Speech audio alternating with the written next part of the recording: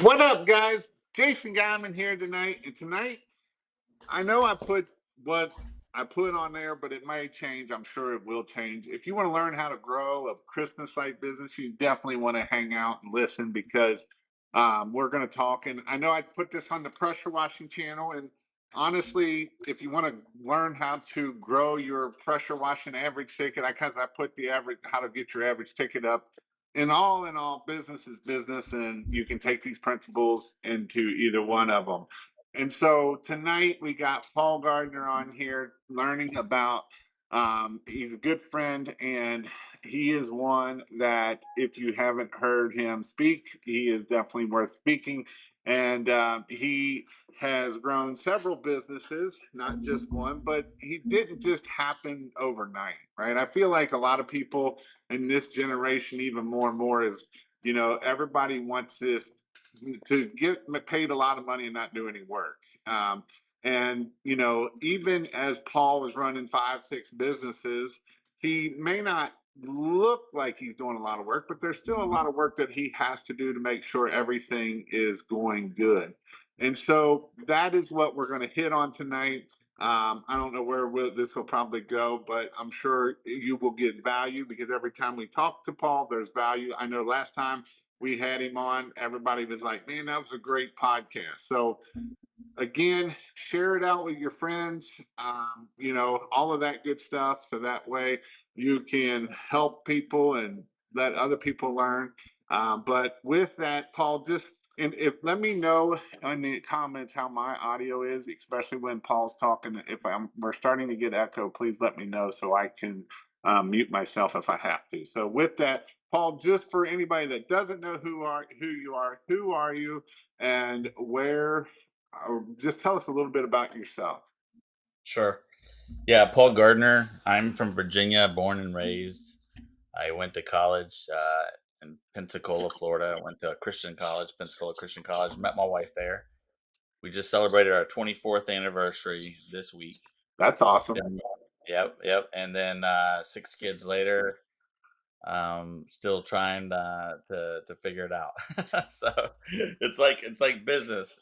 It's I'm learning as I get older. As a matter of fact, I was working with two of my boys or over the weekend, and there was certain tools they didn't know the names of, and I thought I had done such a poor job as a dad. I'm like, okay, I'm gonna do better with the next four, and I feel like business is so much the same way. It's like you're learning as a dad. One of my boys is 22, and the other one's 19, and I was shocked when they didn't know certain names of tools. So that's my life in a nutshell. I mean, it's all about my family and my faith and business.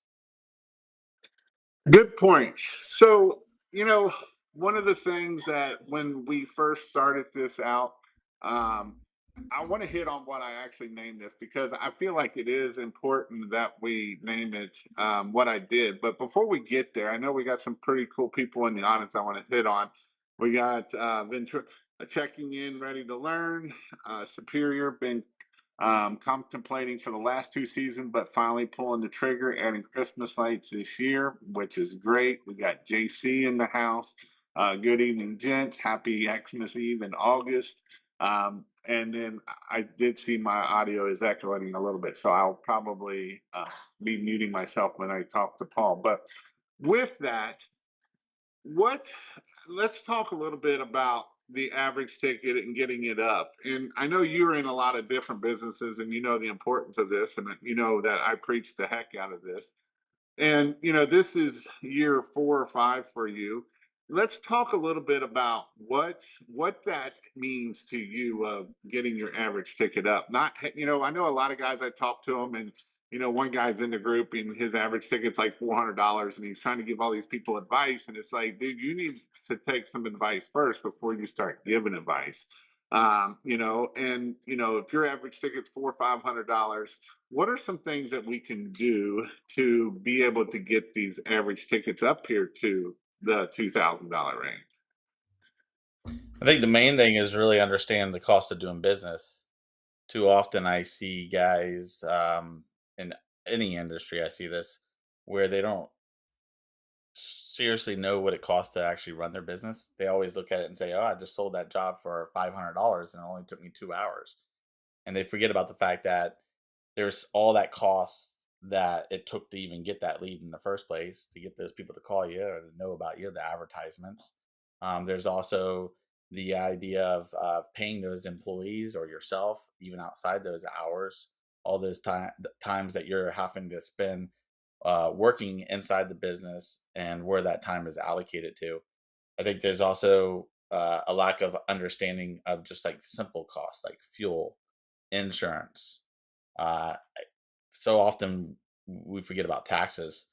I saw this reel the other day, and it really, got to me because so many guys see this type of content and they go with it and they think it's for them to go into business for themselves because they think, oh, I can make that a reality for myself. But it was this kid who was probably in his mid 20s, and he talked about how one of the businesses I own is a design build landscape company, and this particular kid was, he has a lot of content. I went through after that and looked, and he has a lot of reels, and they're all the same thing. And almost every reel I looked at was the same problem I saw. But he basically said how I made $2,000 in 2 days with two guys, and it was a concrete job, and so I know what it costs for concrete, and generally speaking, concrete's relatively the same cost no matter where you are. And if I even took the lower end of concrete costs and I took the labor costs of what, nationally speaking, what you would pay a good concrete guy, and then he was talking about the fact that he made the $2,000. He talked about the material costs. He talked about the labor costs, and then he says, "So I took home $600." So he basically was saying that between the two employees and the concrete costs, because those are the things he attributed, he said, "I took home $600 and didn't even touch their job." So all these people who are on the outside looking in are thinking to themselves, "Hey, I can make $600. I don't even have to do anything. All I got to do is hire two guys that are capable of doing concrete work, sub it out, and I'm making all that money." But he failed to mention the insurance. He failed to mention the taxes. He failed to mention the fact that it took money to get that advertisement out that probably led to the job in the first place. He didn't even consider the time that it took him to probably negotiate the deal, negotiate the contract, to get the contract. And there's so many other things like that I see people fail at. So I think the first thing people need to better understand is what it really costs to run a business. And then from there, I think it's becoming an expert in your field. You need to be at the top of your game. Don't always follow the flow of the path that everyone else has taken. Try to be someone that thinks outside of that. And those are the ways I always create value in different industries. Those are kind of the starting points. So, and that's a good point. I actually seen a guy in the group today was asking about insurance, and he was like, "Oh my God, it's so expensive." And it's like, yeah, and as you grow this business, other things are going to get you and become expensive. I know people that, like you said, taxes. I've seen it more than once. Of come April, May, someone's like, "Man, we had a great year, and now I owe 50, 60, $70,000 in taxes." And then if you have people that haven't been paying attention, they don't have that 50 or 60,000. They didn't do profit first and put another bank account that 15% of your money or 10% of your money goes into this account so that you don't eat it all up in taxes. And it's important that you understand that. But how do you overcome that?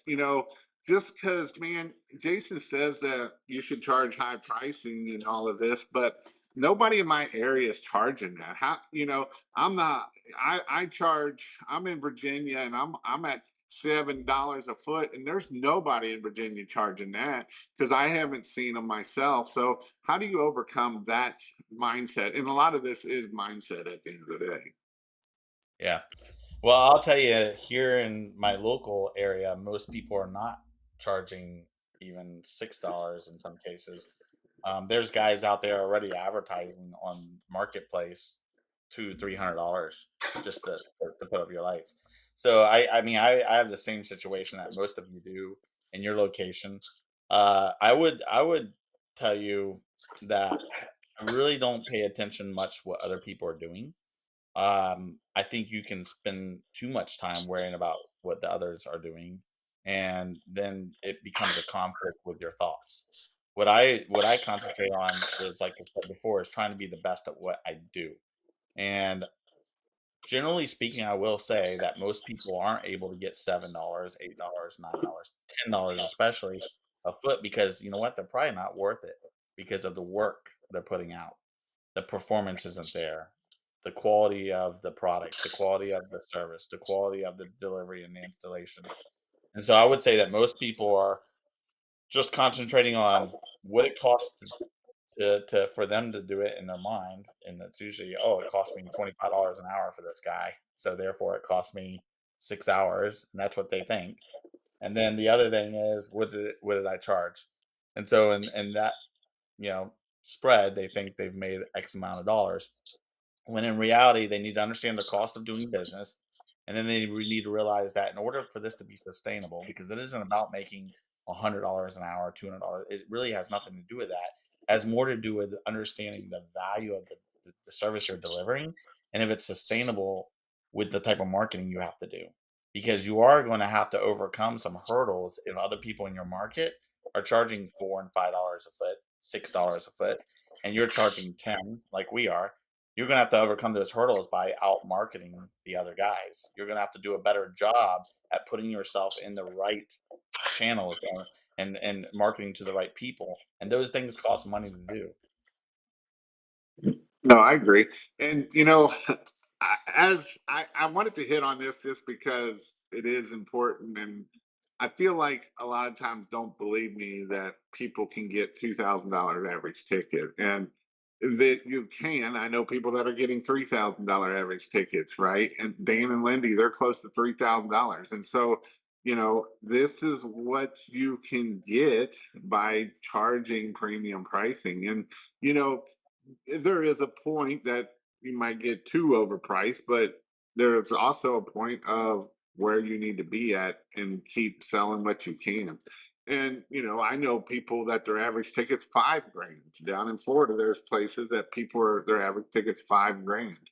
And so that's important. That one of the biggest thing I always say is get around people that are where you want to be at is the key ingredient to a lot of this, because when you're around people that don't believe that you can get that much for Christmas lights, like when I started my Christmas light business, I had a good friend that was a landscaper, and he was like, "Oh, I quit doing Christmas lights, there's no money in that." And I'm like, "The way we're doing it, there's money into it. Whatever you were doing, obviously there." He's like, "I was only getting $200-300 and there ain't no money into it." And so you got to be careful into the people that are listening to at the end of the day, because you can be listening to someone telling you somebody that's false information. So with that, what how I think the biggest thing of why people can't get this is mindset. Let's go into the mindset realm, because you know I always say mindset, and the more you learn about mindset, it's important that you learn about mindset and how mindset works. So let's talk about the mindset of people. And I know you've done a lot of training and different things, but let's talk a little bit about mindset. And again, if there's any rabbit trails you want to go down, we can go down those too. So that's what we got here tonight. Yeah. Well, I mean, I had a mindset issue for years, and I was a successful business owner from most perspectives.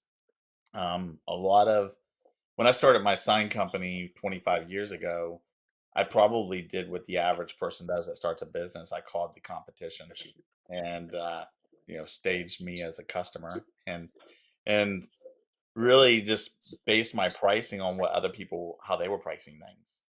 But all along that journey, I realized there was flaws in their way they did things, whether it was their approach, whether I would call there and realize they didn't answer the phone well.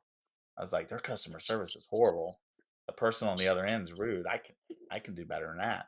So I would improve on that. And then I would see the quality of their designs were terrible.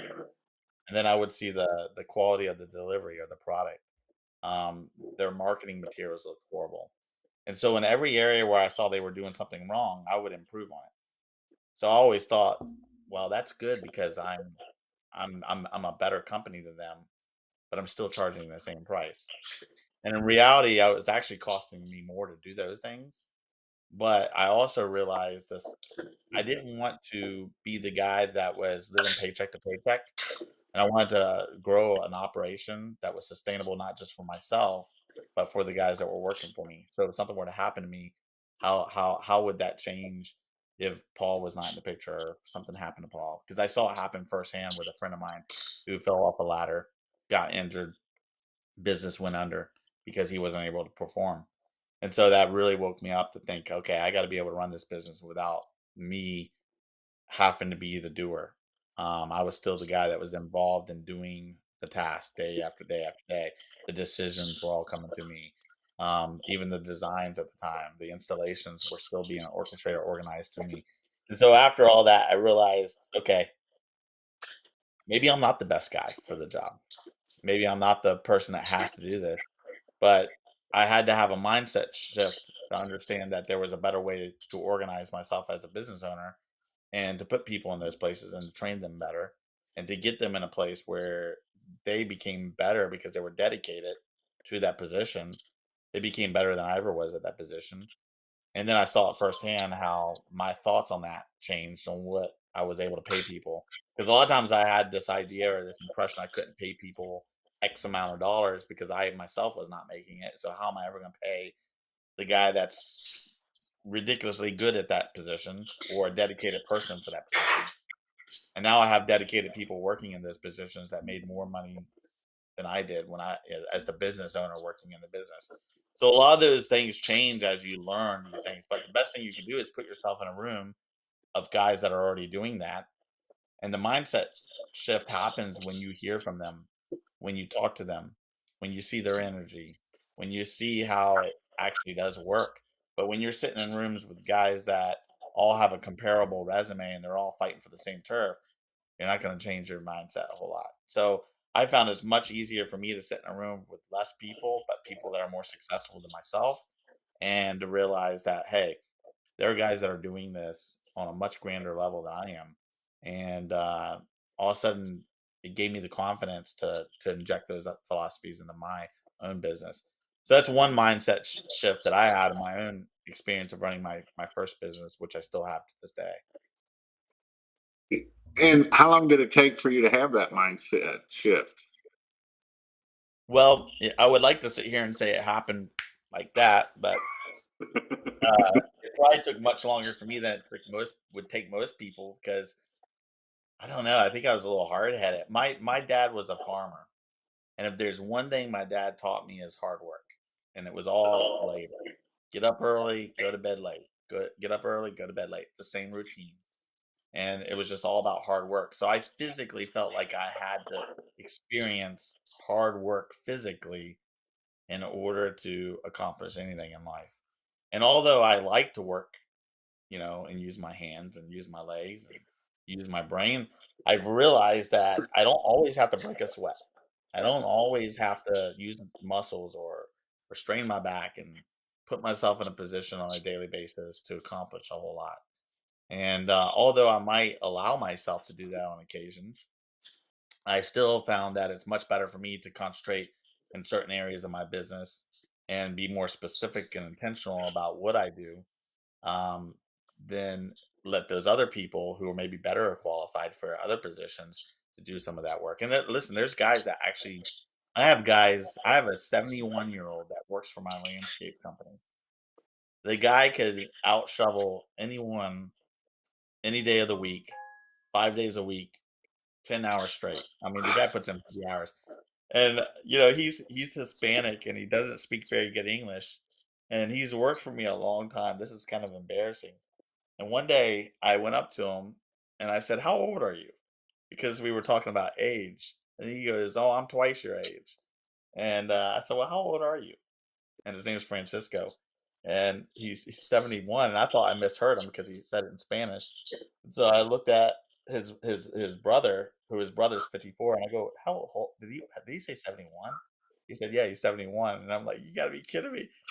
And I'm like, "Well, Francisco, you need to retire. It's time to retire." And he goes, "No, no, no retire." And I was like, this guy will do this until he dies probably because he just enjoys it. And he's I mean he's an ox, man. His arms, his legs, he's he's built different, but he enjoys that, and he wouldn't want to be in the office. Matter of fact, he would be bored. But so often we think we have to be that guy that does it all as a business owner because most entrepreneurs and people that start their own businesses are hard workers. And so I think we just think we have to do the labor, but it's not the case. No, I agree 100%. It's finding the right people on the bus and putting them in the right seat because there's people that can do a lot better than you can at a lot of things. Yeah. And some of it is just letting it go, right? You just got to let it go. I got a question here. Are you taking questions? Yes, I am taking questions. Ron Roby put great. Get around people that are really where you want to be at. Jason Diamond. Yep, it is so true. So I have a HVAC have huge summers, as you can imagine, with the heat. Want to start a Christmas light business? I have questions, and here's the questions coming on. Because if you all have questions, definitely ask. I don't know why it keeps sending this to the center of the screen. Is Paul going to be at the Houston training? No, he is not going to be at the Houston training. He is only going to be in the Charlotte training. So that's the one that's coming up in a couple of weeks, next week or two. That's the one where he will be at.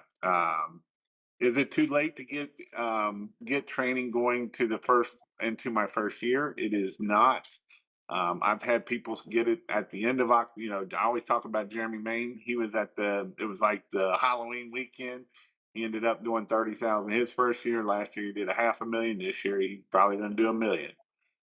We got Justin. Is yard signs the best marketing or paid ads? I mean, I'll hit on it. So you have an HVAC building. So is yard signs the best marketing or paid ads? So we'll hit that question first. So here's what I always tell people is yard signs work amazing for Christmas lights. They do very well for Christmas lights. They they work so well that I will say that there's not hardly another marketing thing out there that I know that for a fact will work as good as yard signs. And then obviously you do have paid ads. Facebook ads do pretty good for a lot of people. Google ads do depends on where your area is and how many people are in your area. They can do okay also. What's your thoughts on that question there first, Paul? I know what you're going to Well, say. I'm Yard in the signs don't sign work. business, so it'd be kind of foolish for me to say that signs don't work.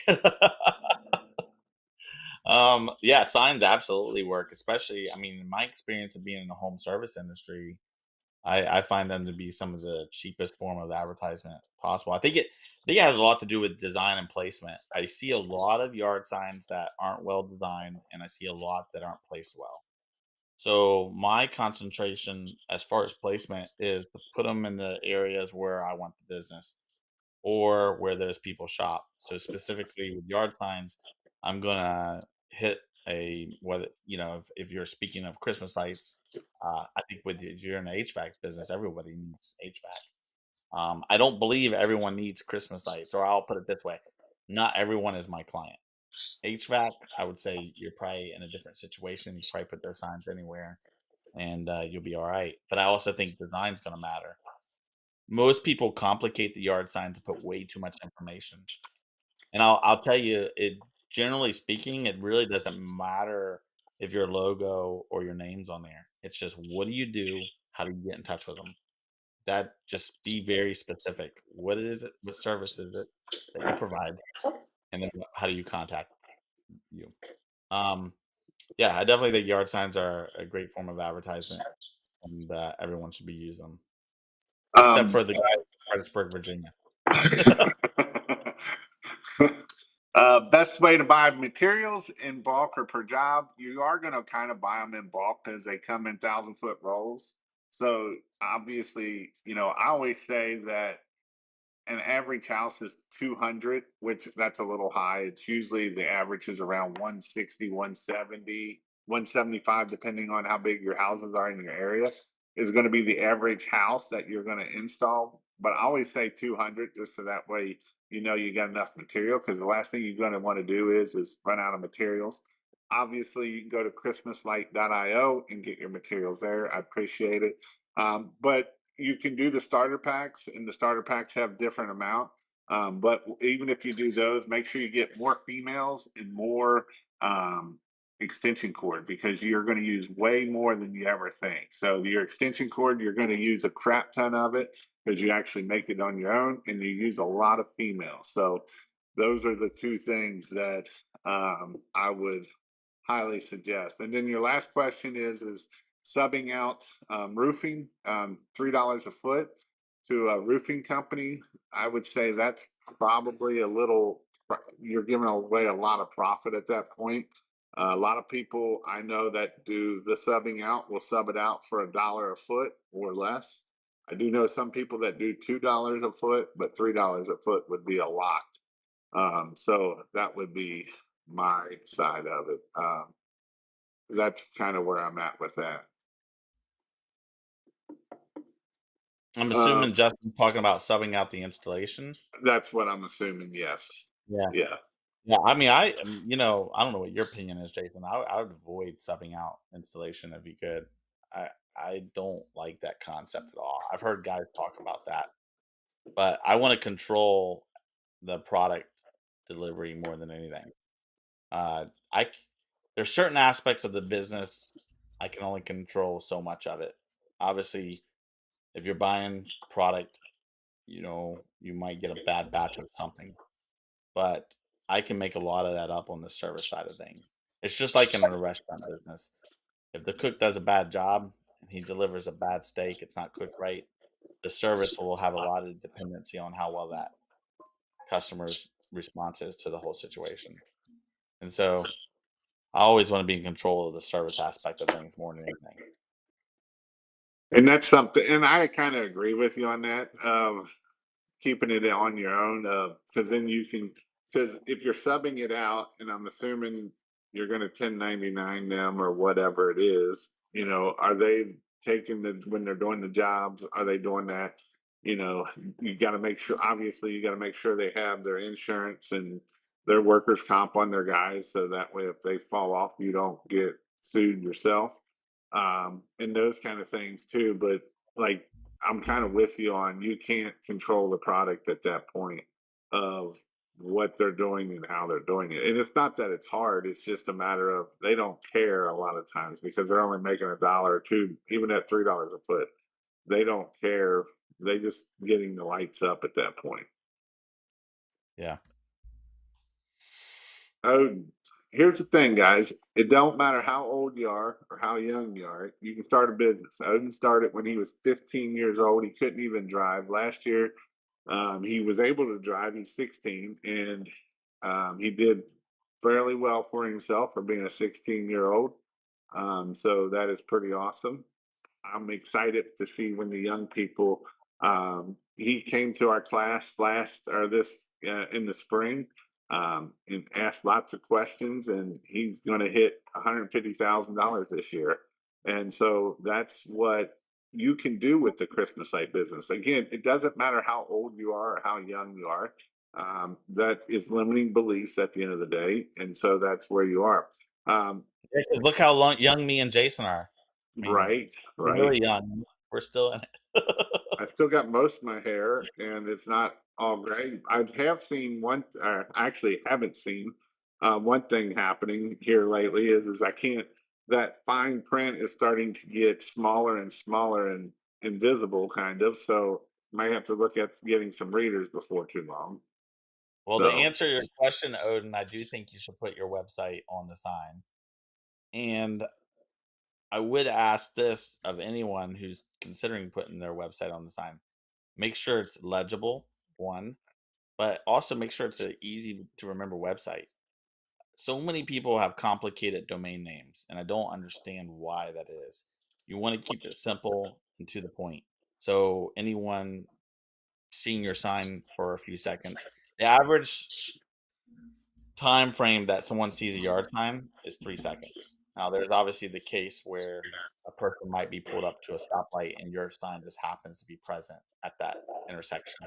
They might get to see it for longer than 3 seconds. 3 seconds is it. So a website could be a very effective, contact if it says Christmas lights and then whatever the domain is. But if it's something, like real long and it's got a generic way of saying it, someone's going to misspell it. And when they write it down or they go back to their memory bank, what was the name of that? So you don't want that. But I definitely think having the website on the sign is a necessity. Just make sure your domain is legible and it's easy to remember and it's short. Try to make if you got a long name, try to find a way to make it shorter Yep. for your domain.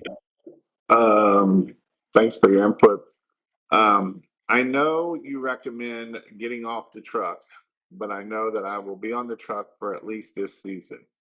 What's some advice that you can give? Get off the truck. Get off of it. uh, yeah. I think Uh, this kind of comes back to mindset that and systems, right? The two things that grow businesses is mindset and systems. You got to have a mindset that you're going to get off the truck and that you believe in people and that they can do it. And if you say things like you can't find no good help, well, you're probably right. You're never going to find good help because you're speaking it into existence, right? And so that's kind of the mindset of getting off the truck. And then the other thing that I would say too is you have to have systems in place. I mean, you've got systems in place, but if you don't have them written down, videoed, and you don't even have to use your videos, like you don't have to sit down and make a video on how to wrap a tree. If I've made a video, I'll tell you somebody that's done this. This guy right here that's done very well. He has not that guy. This guy right here, Sam Else, right? He has a whole bunch of videos. And he had whole systems of how to do pressure washing, how to do Christmas lights, and a bunch of them are my videos and other people's videos that he uses and to have these systems in place so that way you can get off the truck. Because if you don't have systems and checklists and stuff like that, then how can you see if it's right? That's the whole point of it. So that is definitely something that you have to look at and do this. And David Hamill said he started his Christmas light business at 60. So Paul's looking for a book or something. I was, but I don't have it here. It's at home. Um, there's so many books I could give you. Uh, so I would. What was that? I don't know the guy's name that asked that question. I think it was. Superior exterior. Yeah. So superior exterior. What I would tell you is one of the flawed mindsets I had for a long time was I always presupposed that I couldn't do certain things. And another thing is I always had this idea that one day I will do whatever it is I knew I should do, right? And I don't know your situation, and I'm not at all recommending you just go out and hire somebody you don't want to, but I do think that if you're in a situation where it's only you have to start considering how much time it's costing you to be in the field, to be on the truck, to be installing, or in the event, like I mentioned before, if something were to happen to you, what happens to the business? So, in consideration of those things, could it be possible that you could find someone that could do the truck work and maybe you assist them, but maybe from a standpoint of being on the truck, you're just scheduling it. You're just making sure they have the materials. Maybe you're not completely off the truck, but you're not actually doing the installs. But I would really read the book E Myth. I think that is a very good starter book for people that feel like they have to do all the work. Um, I think another thing that had a flawed mentality on for a long time was I never really felt like anyone could do it as well as I could. And especially if you're getting started, you want to be the guy that is hands on. But as you recall, Jason, when I first met you, I brought an employee before I even got into the Christmas light industry, and I brought that employee with the intention of putting him on the truck.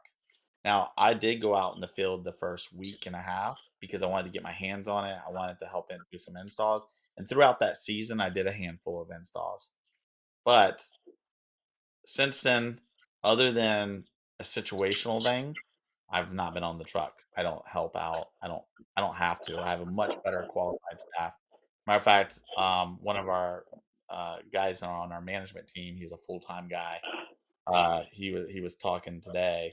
And we had a Elf Pros meeting today, and all of our full-time guys were in attendance. And so we have like 4 or 5 full-time guys that are here all year round. And long story short, that guy can run laps around me. And I've been in the business longer than he has.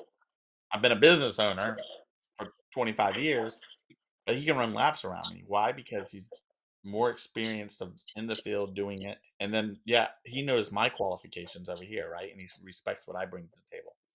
And so I think understanding that if you really want to grow a good business, it really relies on you making those kind of decisions up front. And I think the earlier you make those decisions, the better. The quicker you get yourself off the truck, the better. So rather than keep thinking that one day you'd like to do that, try to implement a way to do it now, sooner than later. And the process that takes place in most people's minds is I can't afford it. Well, you can't afford not to. Because like I said, if you get hurt, you're done. If you wait a year, you're just prolonging the situation. So I've actually had this conversation last week with another guy talking about he was only on the truck his first year. The second year he wasn't on the truck. But there's other things that you can look at, right? One, when you're on the truck, that's a $20 an hour task, 20, $30 an hour. You can pay somebody 20, $30 an hour to do that job, and they're probably going to do it better than you. But as you start growing and as you get off the truck, I know this is a this can be a tough transition to get off the truck. I actually have another guy that just got off the truck that he's struggling of like, what do I do? Right? Because I'm really good at on the truck. Now what do I do when I get off the truck? And what do I do? You're like, what do I do? And I see this struggle a lot with people first getting off the truck, especially if you are that type of person, right? If you're the technician mindset, it can be really hard to pull and figure out what you need to do while you're off the truck.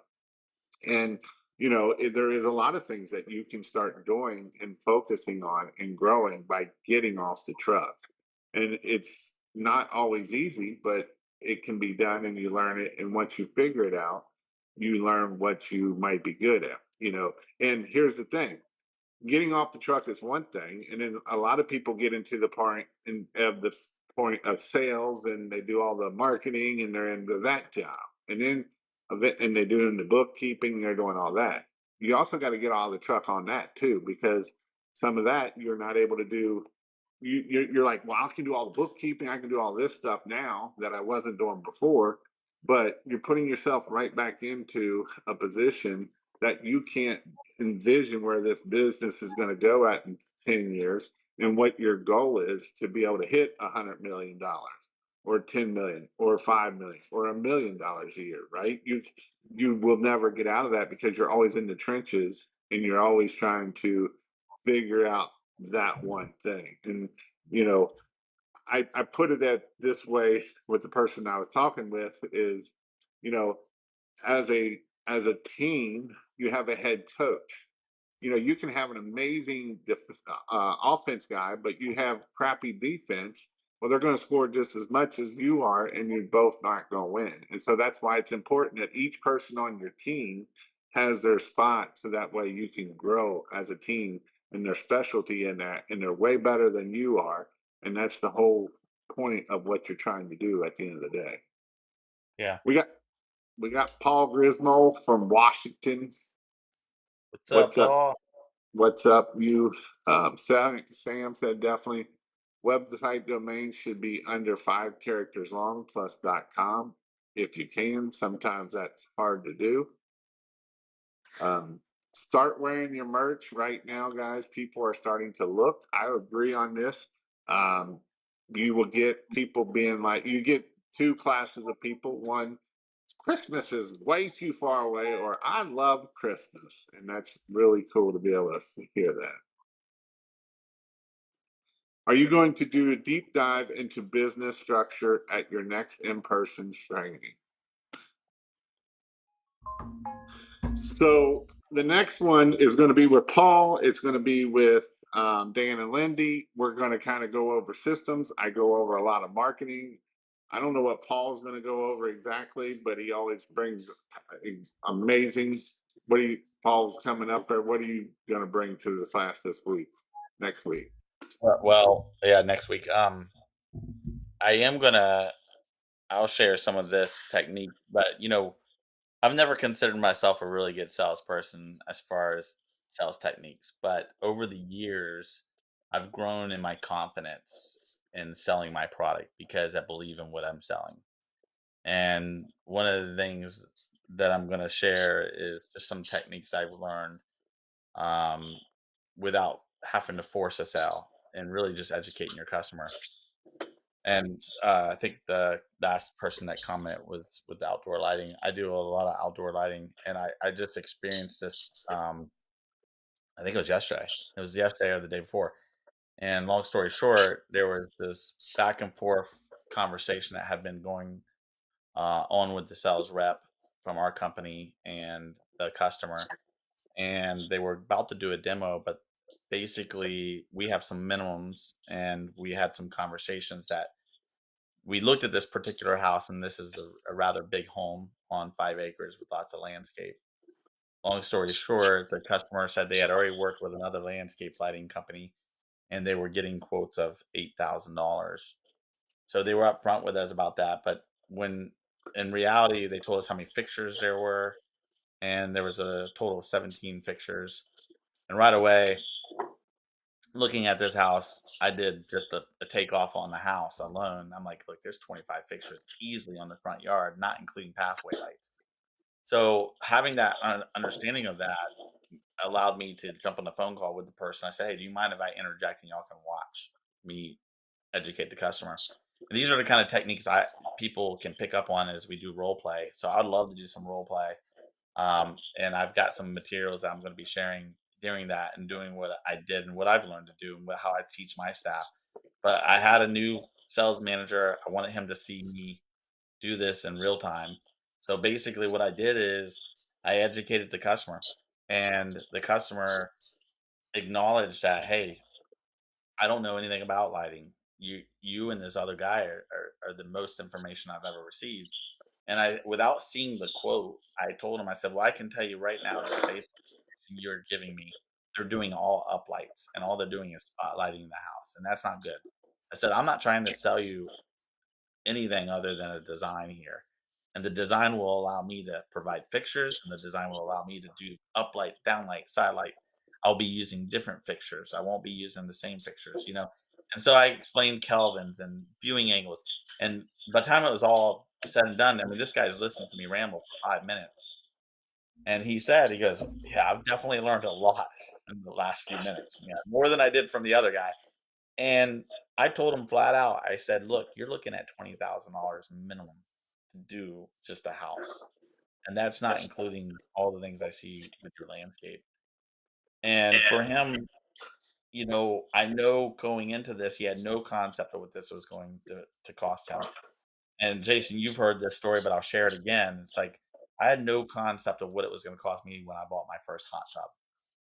I went in there thinking it was gonna cost $5,000 to $10,000, and you've heard the story of how the guy educated me on all the quality features of the hot tub I needed, and I ended up paying 22,000. So, I think a lot of that comes with experience, and it comes with certain objection methods that people learn over time. And so, I better plug in before we, lose power here because my battery's dying. There we go. Plugged into my phone. But anyways, those are some of the things I'm gonna go over. I'm gonna go over giving people the ultimate experience and being an the most experienced guy in your business. I want to hit on something too that kind of changes your mindset too, right? You just said you were going to go in and pay $5,000 to $8,000 for a hot tub and came out buying a $22,000 hot tub.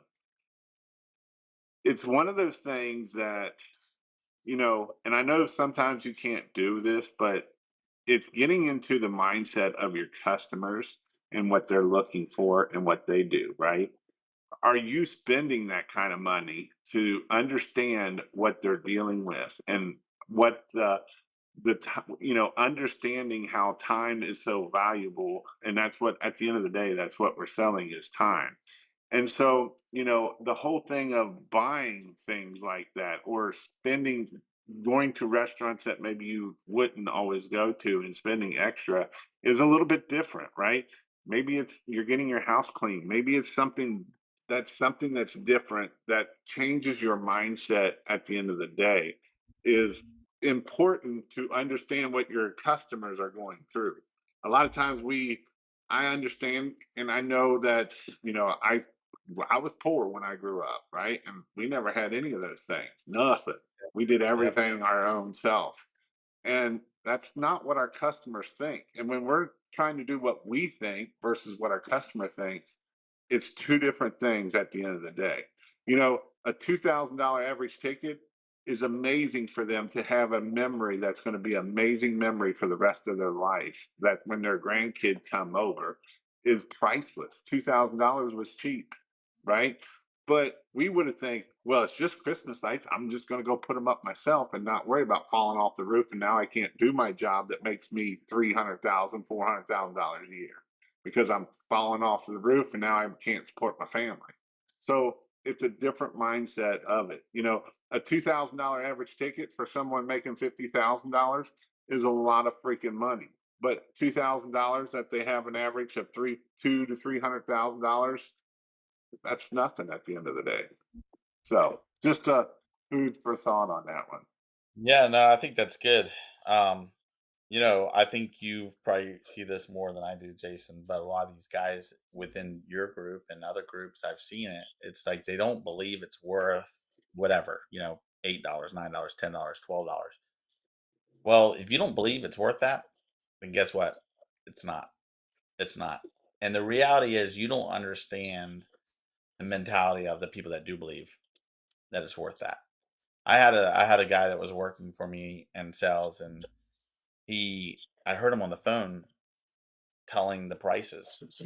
And when he was sharing our minimums, for example, and then he was sharing with them our average pricing. So we'll in our when we're having this initial conversation on the phone with people, we're telling them, hey, our minimum is 1750. Our average ticket's $3,000.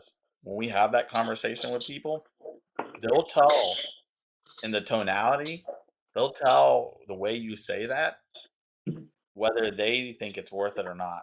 Now, they might not initially understand that it's going to cost that much, but a lot of how you put it and the way you say it is going to resonate in the way they think about it from that point on. But this guy was terrible at doing it, and I overheard him. And the person right away said, "Well, I'm gonna have to talk to my husband. I'll get back to you." And I got off. He got off the phone. I looked at him and I said, "Hey, you actually ruined that the minute you spoke it. When you spoke the price." And right away, he was like, "Well, of course, they thought it was too expensive." I'm like, "No, you thought it was too expensive. You thought it wasn't worth it, and they recognized that, and therefore it was too expensive. It wasn't." And so a lot of it has to do with just the way you present it, and the way your tonality is, the way you express that. And so a lot of these things are things that I suggest to people to role play, to learn how to record yourself and hear yourself on how you express that. The other thing I would tell you is go decorate your own home. See how your wife responds, or decorate a friend's home. Do a freebie for a buddy, and see how he responds. You got to believe in the product you're selling. If you don't believe in it, don't do it. Not everyone should be in business, and you definitely shouldn't just because they're good at one business doesn't mean you should do another business. Alex Hormozy talks about this here of about go read your reviews. Go read 10 reviews before you go out, and then every day. And then the other one is go buy the product, because I know he talks about how there was a guy that sold pots and pans, and he came to the company, was a stop salesman over here, came over here, couldn't sell nothing until he bought his own pots and pans and spent his own money on it. And guess what? Now he sells a crap ton of it because he believes in it, right? You believe in your own product. If you don't believe in it, your customer will be the first one to know that you don't believe in it. Yeah. So this is Sam, old Sammy Sam. What's your opinion on permanent lights versus temporary lighting? Who in the Indianapolis area is worth subcontracting permanent lights to? I know we can sell a lot of them if we push it. So, what is your opinion on permanent lighting? I'll plead the fifth on this one. I have different opinions about it. I mean, obviously, permanent lights are a thing, right? It's very popular. Um, Traditionally speaking, I'm always gonna like the Christmas lights better for Christmas. If you find the value of having seasonal lights for every season, then I think these permanent lights are a great opportunity. I do think that permanent lights specifically play a much bigger role on the commercial front than people recognize. And if you maybe don't have a good sales strategy for selling Christmas lights to commercial clients, absolutely go out of your way to to sell them the permanent lights, because every commercial client wants an advantage. And if you can light up the perimeter of their building with permanent lights, it's absolutely a great opportunity to get some business that way, and they'll pay more, and it's easier to install. Here's what I will say: that Gobi did an amazing job of the permanent lighting side of things. But on the same hand, Gobi has done a crappy job because the quality is not there. And I've seen a lot of Gobi jobs that are blue now because they're not working properly or half of them are out. And I'm afraid that might hurt a little bit. So that's actually your selling point to not go with Gobi, right? And so my opinion on it is they are out there, and there's more and more that is coming, and there's more and more that are coming with permanent lights. But on the same note, um, it's not like Utah, right? Utah, you can go down any subdivision and you're going to see 3 or 4 sets of permanent light on every subdivision street you go down.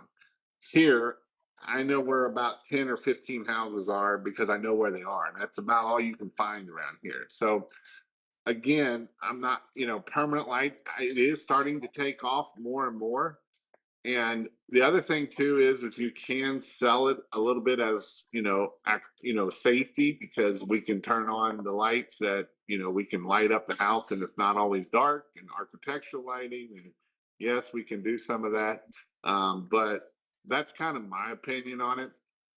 Brand wise, there's gazillion brands, you know, Invisalights, Million, there's a bunch of them. I know some people are going to say these are better versus these. I've seen pictures of both on the same house, and I tell you which one is 10 times better, but I'm not going to say it out loud now. But it is what it is. So, One thing I will tell you is I just brought this up today, and in our Elf Pros meeting, we had a client that has been a faithful client to us for years, and they've gotten us to do their Christmas lights, and they're a decent client. They own a few dealerships, and the other night I was driving by their dealership and I saw lights all over their building. I'm like, what is that? And it was permanent lights. And I was like, you got to be kidding me. I didn't even offer them permanent lights because, truthfully speaking, I enjoy doing the Christmas lights. But because I had the mindset of I don't want them to do permanent lights. It probably should have been an offer, and shame on me, right? I mean, that was a bad business decision on my part. With the people who are doing Christmas lights now, I've always had it in my mind I don't want to offer them permanent lights unless they ask. Well, obviously they inquired somewhere and didn't even know we did it. And of course, I'm sure if I reached out to them, they'd be upset with themselves if they didn't use us for that, because the ones they did, it looked terrible.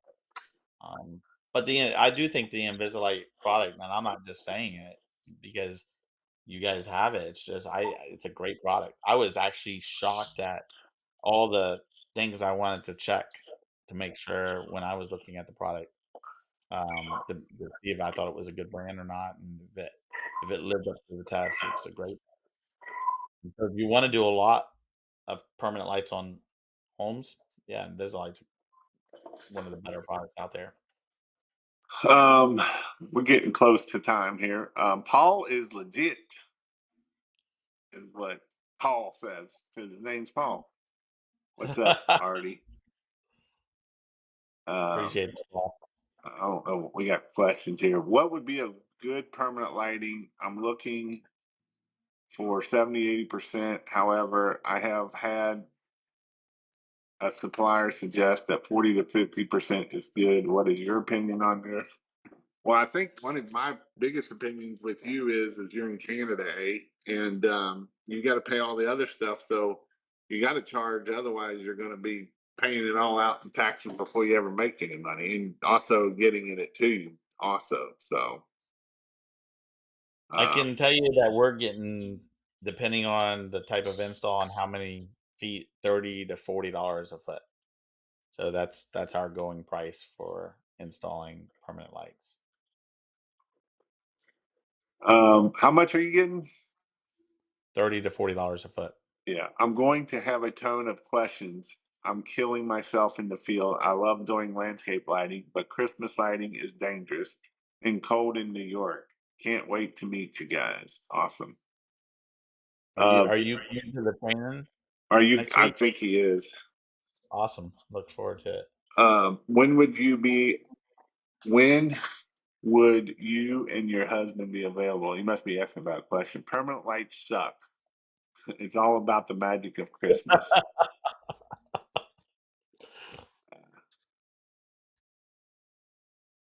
I have a local construction company willing to share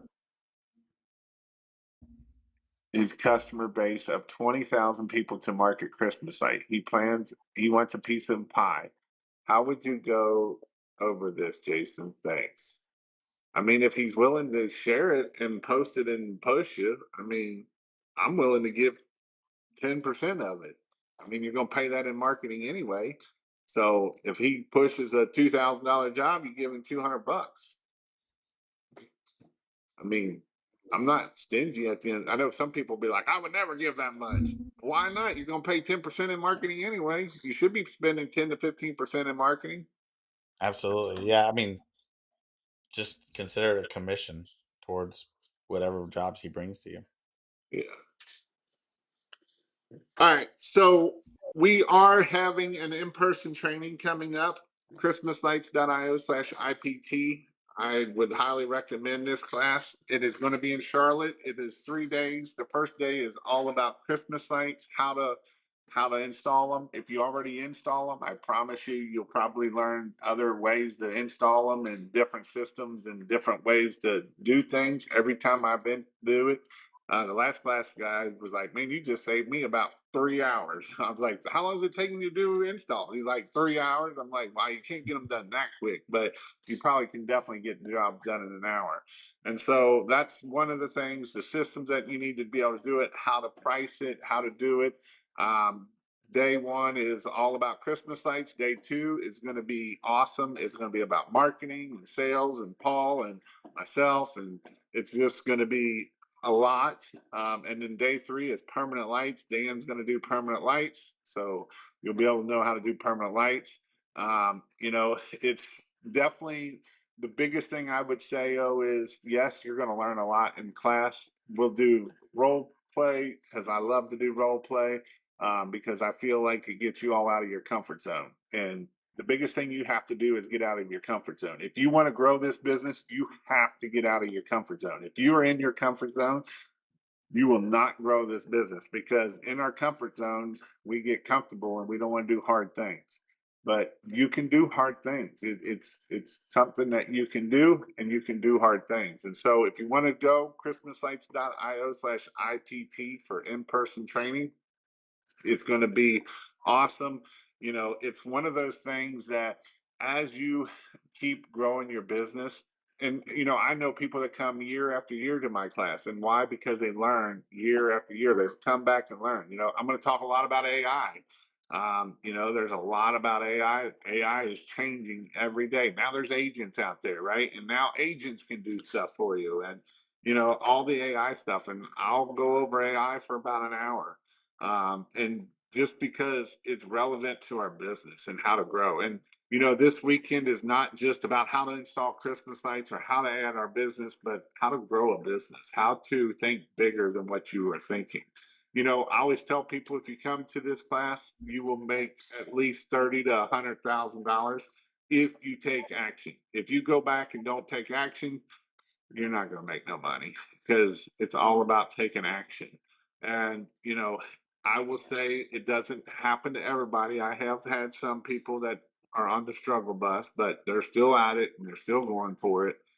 It is definitely going to be awesome. The networking will be worth its weight in gold, right? Come hang out, go eat dinner with us all.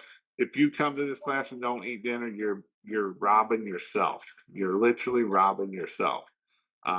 It's the most important thing we do. I like to eat. Paul likes to eat. Um, and we like to go eat, and we usually close the places out. Like, they usually kick us out of the place, and that's okay. They can kick me out of the place, because you know what? I learned so much more here. If you want to grow your business, this is where you want to be at, is in Charlotte. It's not. The hotel isn't too bad either. If Mhm. it's only like 15 minutes from the airport. If you get there, you don't need to rent a car. You can literally Uber to it. Everything happens at the hotel. There's a bunch of restaurants right by the hotel. So you don't need to, I'm not even going to rent a car, because I know what it is. We do our class, we go to eat, we stay out till about 11 to midnight, and we go back and go to bed. That's normally how it goes. So there will be hands-on. We will be doing hands-on for the Christmas side and the permanent lights. We got a house that will be doing permanent lights and Christmas lights. So this is hands-on. This is not just watch me do it. We're going to do some hands-on portion of it. So we'll do the hands-on for Christmas lights and the hands-on for permanent lights. So it is, get your hands dirty, get it done. It isn't just watch Jason talk up here and blah blah blah blah blah blah. It's This is what we're going to do to make it happen. So, what's your thoughts on it, Paul? Yeah, I mean, honestly, I look forward to it just because I get to meet new people. Networking in itself is worth it all for me. I I I don't do this for any other reason than to network with others, learn from others, and I enjoy that company. I enjoy being around guys that thrive in an environment of getting traction in their business. And I've learned from the rookie and I've learned from the veteran. And I feel that anyone who wants to be successful at any business, these are the type of things that are important, is just being around other guys, trying to network with them, learning the new tricks. We're always trying to expand our thoughts on different ideas on how to make our businesses better. And being in places like this always bring me to another level. Even as a trainer, right? Even as one of the guys that's part of the training, um, I probably take away more as, someone who gets to be part of it. So, Yep. Yeti says, "Hope to get there. Don't hope. Hope don't get you nowhere. You just got to go. Right. You just got to make it happen." I heard that from John Maxwell. Was the first time he talked about hope. I hope I get there someday. There is no hope. Does nothing, right? There's no action in hope. He said, take the E off and you can hop there, but there is no such thing as hoping to get somewhere. So I still remember that to this day. Hearing him speak about that in person, which stuck to me really well. So yeah, it looks like you have a good logo, so you got a good start, but definitely, I hope people come to the training I haven't met just because I love seeing the new guys. I love hearing from them. They bring a lot of value themselves just because they come from different walks of life, right? They come from different industries. They're taking a shot at this industry and they're trying to learn from us. But I guarantee you there'll be value distributed both ways. And I'm looking forward to meeting people from all over. I mean, obviously, And all these events, there's people that come from so far. Always amazes. Superior put, how much is it? It is $1,000 for one, and if you bring your spouse, it is 500. If you have issues, send me a message. Daniel, you should come. It's close. He, Come on. he says, "See you in Charlotte, boys." All right, that's all I'm talking about. Daniel is actually in Orlando right now. Here's the thing, guys, right? Daniel's in Orlando. I always talk about Daniel because he's one that's done very well. And here's the thing, Daniel's actually in Paul's neighbor. He's not too far away from him. I wouldn't call competition because that is no such thing as competition. Paul don't believe in competition. But Daniel went down there in Florida and did some door knocking and closed a $14,000 job for his brother down there. Door That's knocking, $14,000 Christmas light job, door knocking. So yes, you can make money in door knocking. Jason, are you going to that's be at? amazing. But listen, Daniel's a hustler, and you know what? The funny thing is, I've actually never met Daniel, but I will say that Daniel and I have had many conversations, and he has no problem networking. And he's pretty faithful at being on these calls, from what I can tell. And he's pretty faithful at picking people's brains, and obviously he shares a wealth of knowledge himself, and I love hearing from him. But that's the kind of thing you have to do. I mean, if you want to excel at anything, and I think I've even mentioned this, I might mention it last week.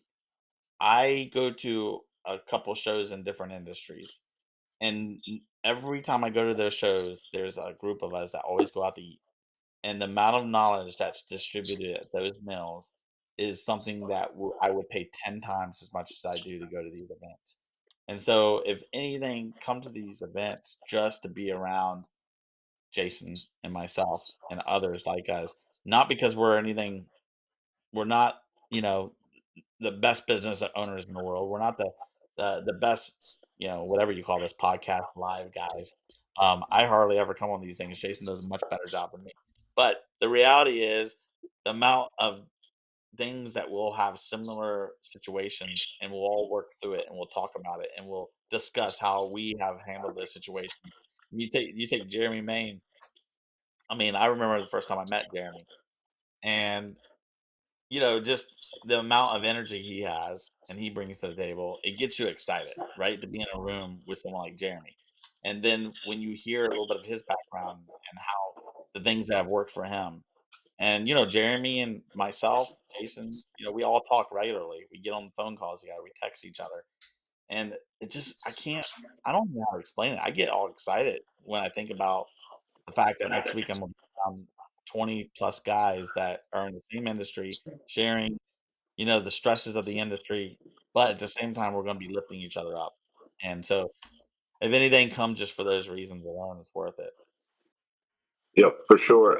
Jason, are you going to the huge? I am not going to the huge because I actually scheduled a pressure washing beginner class that weekend, not knowing that it was that weekend. And I've already got like 4 guys signed up, 4 or 5 guys signed up for it. So I will not be there. Here, this is what I want to say about the huge. Will someone change the date for that? It's the worst date known to man. It's when school starts, it's when colleges start, it's the end of the summer. It's a terrible day. I wish they would change that because I never can attend either. School starts this week, guys, for our kids. This next Wednesday they start. Yeah. So A lot of kids start next week here. So, well, hope to see you all in Charlotte again. It is, when is Charlotte? Someone, Sean asked, when is Charlotte? Next Friday, Saturday, and Sunday. Next Friday and Saturday and Sunday. So that is when it will be. I don't know if I am going to be on here on Sunday night. I am going to be driving to see my good friend because I do see good friends. And actually, I'm going to go up and help him do a permanent light job. I'm going up to see my good friend Jeremy Main to help him out. And so I will be driving Sunday night. So I don't know if I am going to be on there or not. Odin said I started today for school. And move it from Nashville too. Yeah, and I think they are moving it from Nashville this next year. I don't know where it's supposed to be at, but I know they were trying to get some content creators to do a big video and fly them to this whole new area and stuff. But I don't know where the new place is going to be at. Uh, so told my teacher straight up, they are second priority, and my business comes first. That's awesome, Odin. How old are you, Odin? He's 16. Get out. Is Odin coming to the training? No, he came. He's in school. So Odin, you know what? I'm gonna contact your principal. You'll be fine. There's more important things in life. no. So all righty. Well, we'll see you all later. See you in Charlotte, and talk at y'all later. Hang on, Paul.